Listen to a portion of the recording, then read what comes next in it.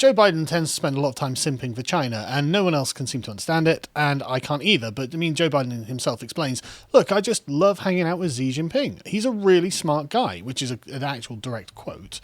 I mean, I'm of the opinion that Xi Jinping is what is essentially a fascist dictator.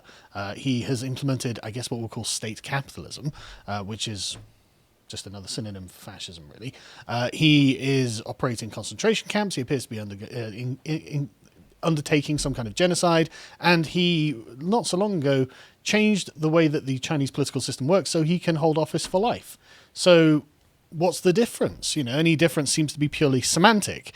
And so, I mean, you get quotes like this from Joe Biden, and this is a very recent quote, in fact. It was only last month or so, 2 months ago, where he says, I've known Xi Jinping a long time. Allegedly, by the time I left office as vice president, I'd spent more time with him than any other world leader had, which is a weird brag. Like, I'd hung out with Adolf Hitler more than any other world leader. I'm a Democrat. I don't know why you'd say that and think that this is something people are going, oh, well, he's got a good point. But of course, Joe Biden seems to be mimicking Xi Jinping's model of governance, because he thinks that the Chinese model of governance is going to be what dominates the 21st century. And I guess hardcore collectivism. Yeah, and I guess with that attitude, it probably will. But anyway, God. yeah, I mean, it's almost like there is no fight. So no, we've looked at your system. It's terrible. Let's do it. Yeah, well, I mean, I guess it works for the people at the top, and that's. I remember that Joe Biden was like, you know, we the government are the people. So that's probably what the Chinese Communist Party think of themselves. So it seems that he loves China for some reason. I just don't get it. You know, I guess it's satisfyingly corrupt, and they keep sending him stacks, 10% for the big guy. I guess he's just been bought off. And that's just really how it looks. But it also looks embarrassing when he misquotes Mao and tries to sell Mao to the American public. I don't know why he has to do this. I just don't think he knows that this is wrong. I mean, he is senile. And I don't know. It's just so weird. I mean, obviously, he messes up the speech. But if we go to the next one, John, he says, there's a saying used in a different context, a Chinese saying that says, women hold up half the world, he said in a commencement speech on Wednesday. It's an absolute stupid position to make sure they don't represent at least half of what we do, which, I mean, I guess, if people voted for you, ever. But this, of course, is a quote from Chairman Mao, the founder of the Chinese Communist Party, and the Chinese Communist Party is not a different party. It's ancestrally, ship of Theseus style. It is the same party. And this was Mao's quote, women hold up half the sky. Maybe, I guess. I mean, if you want, but why are we quoting Mao? Again, genocidal dictator. Did more good than harm, I guess. Well, I guess he's on the Diane Abbott train when it comes to Mao, which is an actual quote from Diane Abbott. But there's another expression. I mean, being charitable, I wonder, because he's such good buds with Xi Jinping, maybe he's hanging out with him, and Xi Jinping's just like, yeah, there's a Chinese saying, not there's a Mao saying. And he's just undoubtedly never checked that. Yeah, I don't doubt that that's exactly what's happened here. But I would suggest that possibly is inexcusable. Like, if you're hanging out with, well, there weren't any successors to Hitler, obviously, but if Hitler had a successor, you're hanging out with him, and he was like, yeah, you know, we've got an old German saying, and it's just one of Hitler's lines. Chamberlain hanging out with Hitler. You know? Well, yeah, exactly. It just generally looks kind of terrible. Ronald Reagan's like, Stalin say. Exactly. You got an old communist Russian expression. Yeah. But yeah, so, I mean, you know, but the thing is, what this is based on, and he'll just tell you this, right? He just wants women to be worker drones, in exactly the same way that the Chinese Communist Party wanted women to be worker drones. He says there's no expression, women hold up half the sky. Guess what? The reason no country will be able to compete for world economic prominence unless they fully engage the women in their society. So get back to work, ladies. I know you've been having some time off because of COVID, and you thought, oh, this is quite nice, not having to be a wage slave for some distant corporate overlord in a remote capital office somewhere that doesn't care about you whatsoever. But unfortunately, you need to get back to work, because otherwise economic prominence is lost. As if that's something you should be... Fully engaged women? Yeah, that's fully engaged. Such a slippery statement. Yeah. It's min-max women's productivity. Yes, and otherwise economic prominence is lost. Because I know you're going to lose a lot of sleep if you don't have economic prominence. You need to do your part, ladies. Get to work. What a statement as well. Like, I imagine if the government came to you and said, we need to fully engage men to min-max productivity. You'd be like, would you see me as a drone or something like that? Yes, that's exactly how they see them. I would reply with that, I actually don't care what your spreadsheet says, piss off. I'm just not interested. But this is the way that they, of course, view you and China and the rest of the world. And I don't think that's going to change, to be honest. But anyway, going on, we'll just talk about a few other things that Joe Biden's done recently, just to fill you in on what's been happening in case you haven't been following it. Hunter Biden still owns his stake in the Chinese firm that was giving him 10%. Where he's holding 10% for the big guy. I think it's the same firm. So he still has this stake in the Chinese private equity firm, despite the campaign pledge that neither he nor his family would maintain any foreign business interests. As if anyone believed that for a second. I mean, come on, you'd have to be pretty gullible, wouldn't you? So this is Bohai Harvest RST Equity Investment Fund Management Company, according to Fox News, which is co-owned by the Bank of China, the state-controlled central bank. I mean, none of this is getting out of the reach of the party, but then nothing in China is out of the reach of the party, and everything they do is at their liberty. So there we go.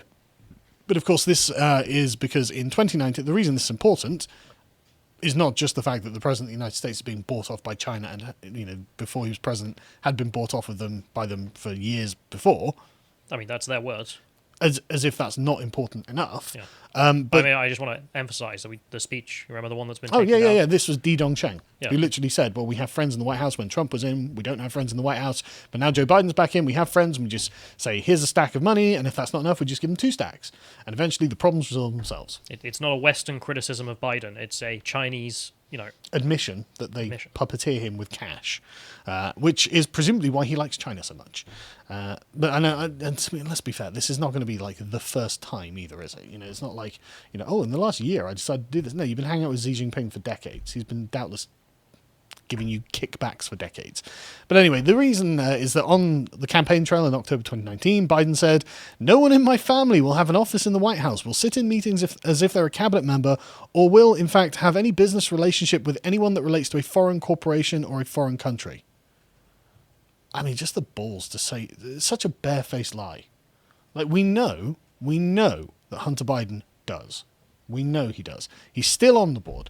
And this is 100 days into his father's presidency. Hunter Biden is still on the board of, still investing in this Chinese bank. He still has investments there. And it's not like he doesn't have a history of being on the board of foreign companies to funnel money. The arrogance that they can just say, yeah, well, we're not going to, and then just do it, right? And when asked about this, Jen Psaki, she says, well, he's been working to unwind his investment, but I would certainly point to you that he's a private citizen. No, he ain't. The son of the president is not a private citizen. And in fact, that's the problem, isn't it? Because if he was just a private citizen, we wouldn't have any of these conversations because no one would care if a private citizen was taking money from China. But the fact that he's the son of the president of the United States and has direct business dealings with China, and we have evidence to suggest that China, he is holding 10% for the big guy, and Tony Bobulinski came out and said, yeah, that means Biden, and he's taking money from China for Biden. By the way, you should know this. Shows that this is actually something that is a conflict of interest for the President of the United States. It is not as simple as Jen Psaki going, well, he's a private citizen. Shut up. It's not true. You're a liar. You're corrupt. Your administration is corrupt. There are many other questions to be asked about it, but who cares, right? No one. You're never going to be held to account. That's the problem. Never going to be held to account. Because the media refuse to do their job. The media refuse to do their job. I mean, there are surely agencies within the United States, institutions within the United States that could turn around like the FBI or whatever and say, right, I think actually there is enough evidence to suggest that there's a connection between Joe Biden, in fact, a direct linkage between Joe Biden, the Chinese Communist Party, and vast sums of cash that maybe it's our job to investigate. But of course, under Biden's administration, that's not going to happen. Nothing's going to happen. There will be no accountability. There will be no justice. This is the country you live in, my American friends. And I'm sad to say it. I'm honestly sad to say it. Didn't happen under Trump, did it?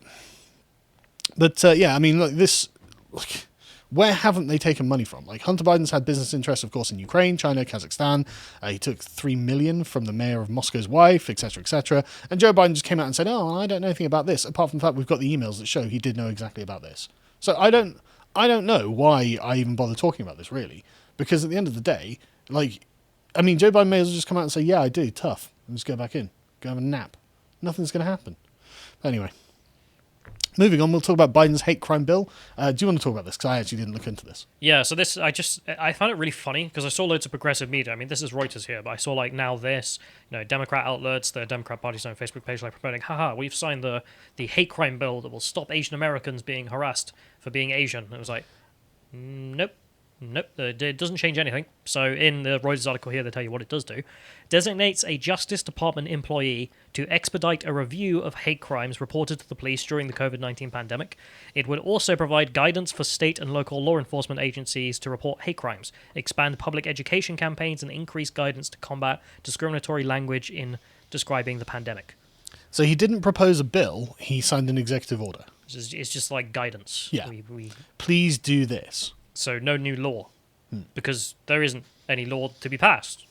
Asian hate crimes are already on the books. That's a thing the United States has. Something I disagree with being a thing, because it's antithetical to liberalism and individual justice. Yeah, why is it not just, some random white supremacist in New York or LA or something beats up a poor old Asian lady? Why does it need to be like, oh, this is a hate crime or anything like that? Is that not enough of a crime? Yeah, but I don't want to get into arguing about hate crimes because that's another time. Yeah. But the thing here also being that the big no being that it's not mostly white supremacists doing this disproportionately. Of course. No. White supremacist is just a default assignment that anyone who commits a hate crime against an Asian gets. You have to understand. Yeah. So they continue in here. The bill signing ceremony marked the first time a large group gathered unmasked inside the White House since the start of the Biden administration in January. No, I don't actually know the answer to this because I didn't have time to look it up. But you remember when Biden came in and there was a mask mandate that he brought in? Yep. And immediately broke? Yep. I get it. I wonder, is that still in effect or not? Because he's in federal land there. I don't know, what did the CDC say? What did Fauci say? God, like it would even matter though. Yeah, like, exactly. But no, that was exactly right. He literally comes in, signs this mandate, so anyone on government property has to wear a mask, and then he walks off into the White House garden without a mask. It's like, what are you doing? Yeah, anyway. So then there's also the fawning. So Vice President Kamala Harris, the first woman, the first African American, and the first person of Asian descent to hold office, opened the ceremony. Tick, tick, tick, tick, tick. It's just so all pathetic. those boxes. Just like, all those boxes. Look at that. I'm not even going to say anything. Just how pathetic. This is Reuters here, like saying this. Like it's not a quote. That's them writing that. Yeah. God, how sad it must be to be in that wing of politics. So then there's just like the fawning as well. So the next one is something I found. There's ceremonial pens for all. Oh. For this bill that does nothing. Literally nada, just some advice. I would like a ceremonial pen though. As you can see, the guy there, the Hate Crimes Act into law with ceremonial pens for all. As if all the people there are meant to be, oh, well done, you've done a good job, oh, love me, I've done so good, what have you done? They shoot some guidance. It's just a nothing burger. Ask them to do their jobs. Yeah. Oh, really? But then the next one I found is also just the kind of fawning I saw, and I just saw this was really funny as well. Joe Biden signing the anti-Asian hate crimes bill with diversity surrounding him. That's how you do it. Hashtag human rights, hashtag compassion. The Chiron here at MSNBC. Biden signs bill to combat anti-Asian hate crimes. Doesn't do anything. Just issue some guidance, but okay. But just the diversity surrounding him, oh boy. That's such cringe. Yeah, such a cringe. Such cringe. And the thing is, look at his smile. He looks so pleased with himself. I've got my diversity. Yeah. I've told people not to beat up Asians. Oh, brilliant. Stunning and brave. Like nothing happens. Like we've issued some guidance. Everyone have a pen. Everyone have a clap. I don't know. Just sometimes I look at government. I'm just like, you guys are pathetic. I can't help but notice that Kamala Harris looks at Joe Biden like she's about to eat him. I mean, this is the way I look at my favourite dinner when it's presented to me after a long day and I'm starving, So, yes. Doesn't comment on how she got the job, is it? Well, no. Anyway, moving on. Move on. Moving on. We may as well go into one of Biden's numerous gaffes because, of course, he's the oldest man on Earth, and for some reason, he's the president of the United States. So he thought, and this what is nice about this is that not only is this Biden looking like a prat and gaffing as usual, but he's also doing what Biden does best, and that's stealing someone else's material. So Biden, he was giving a speech to the Coast Guard of the United States, and he decided to rip off a Ronald Reagan speech. It didn't go well. I guess we'll watch the clip. My Coast Guard aides have been excellent. One of them taught me that, and I quote, "The Coast Guard is that hard nucleus about which the Navy forms in time of war." I can only assume that you will enjoy educating your family about how the Coast Guard is, quote, the hard nucleus around the Navy forms in times of war. You're a really dull class.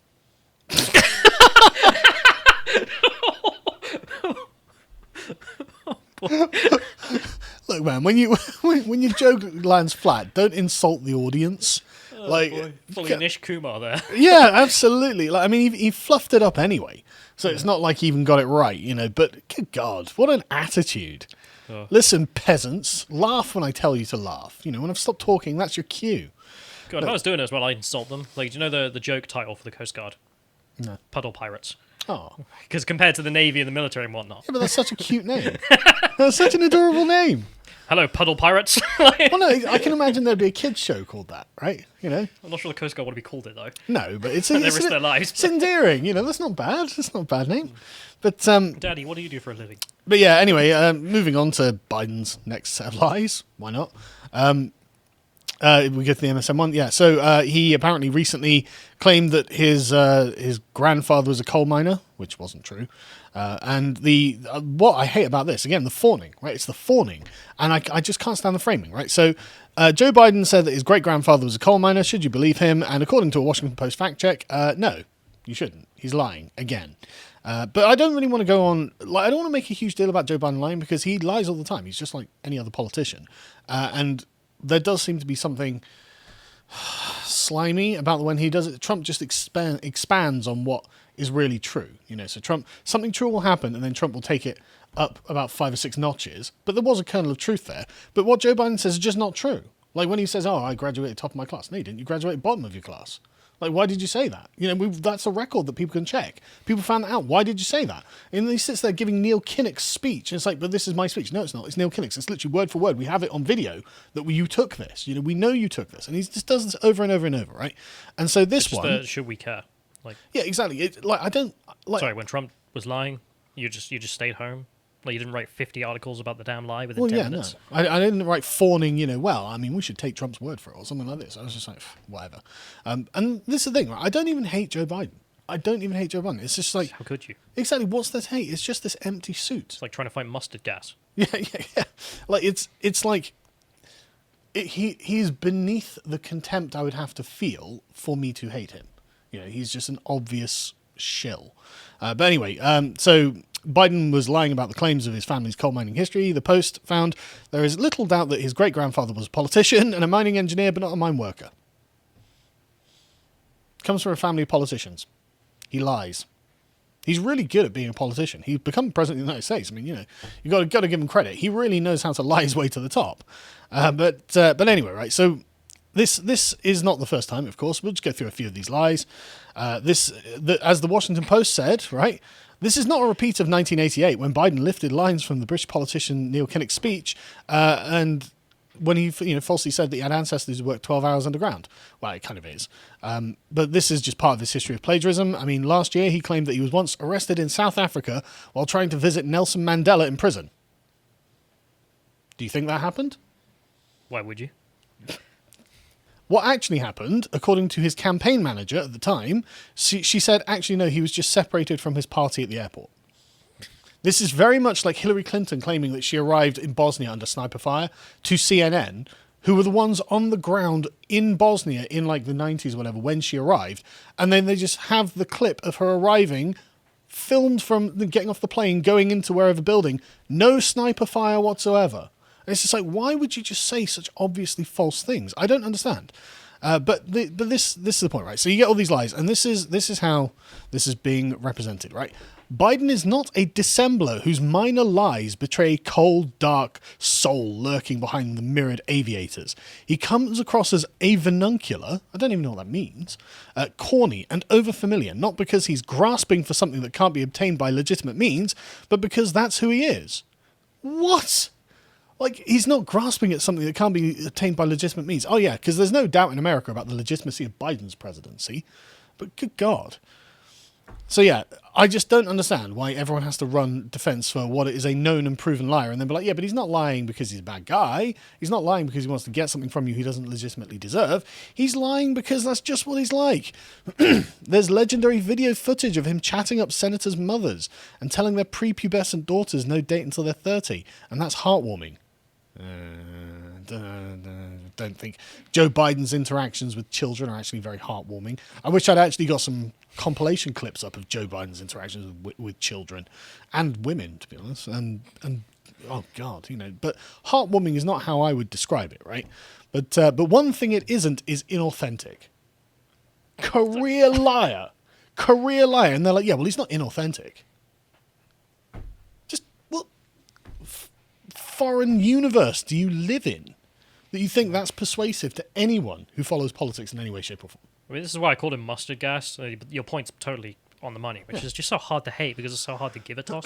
I mean, you think in 50 years he's going to be one of these pathetic caretaker presidents that no one remembers. Oh, that absolutely. just messed stuff up while he was in charge.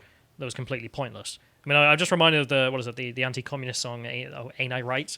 All the countries full of two-faced politicians. Yep. Like, at least with Hillary, there was something more to hate there because she was like, "It's my turn. I'm a woman, I deserve it." Whereas with Joe Biden, there's just politician. She had an agenda that was sinister and beyond her own personal enrichment because she's obviously rich. But with Joe Biden, it's hard to actually say that because he looks like he just wants to have a nap. So he looks like he's someone else's agenda, and he's just like the front suit. If you enjoyed this segment from the podcast of the Lotus Eaters, you can watch the full broadcast live every weekday at 1 p.m. UK time on lotuseaters.com.